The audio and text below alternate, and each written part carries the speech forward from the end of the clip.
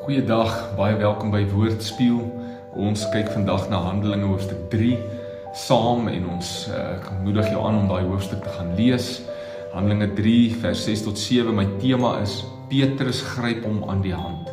Ek lees vir jou, Handelinge 3 vers 6. Maar Petrus sê, geld het ek nie, maar wat ek het, dit gee ek vir jou. Op gesag van Jesus Christus van Nasaret, staan op en loop.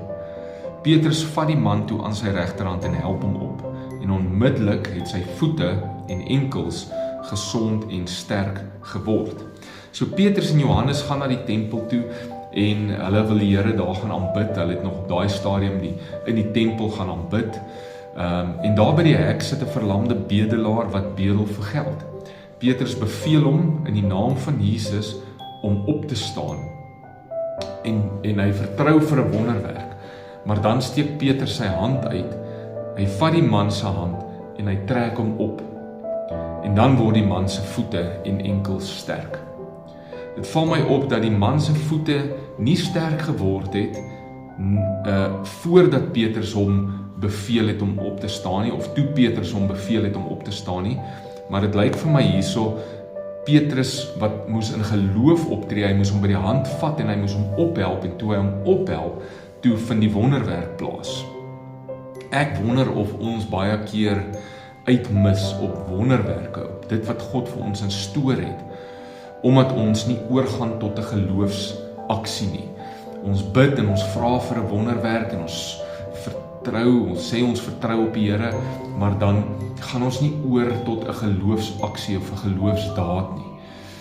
Ek dink byvoorbeeld aan die geloofsaksie van my wat my offergawes en eerstelinge en tiendes gee.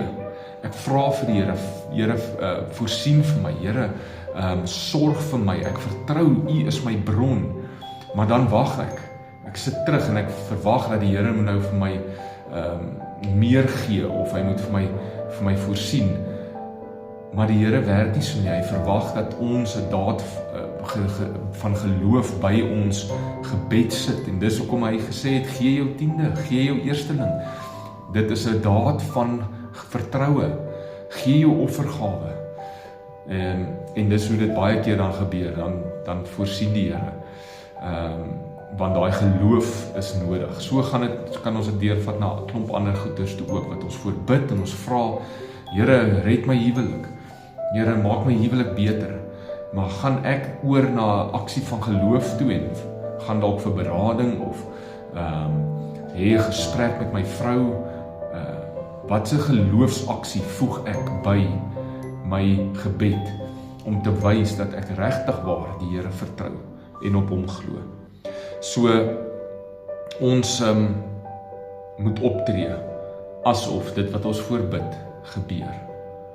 Kom ons bid saam. Here, ek besef dat geloof oorgaan tot aksie.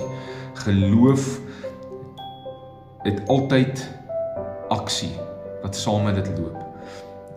Dit is die geloof van 'n mosterdsaad. Al is dit klein, tree dit op volgens die geloof. Ek wil so glo.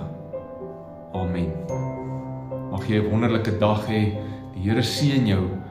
Gaan leef jou geloof uit. Tot volgende keer.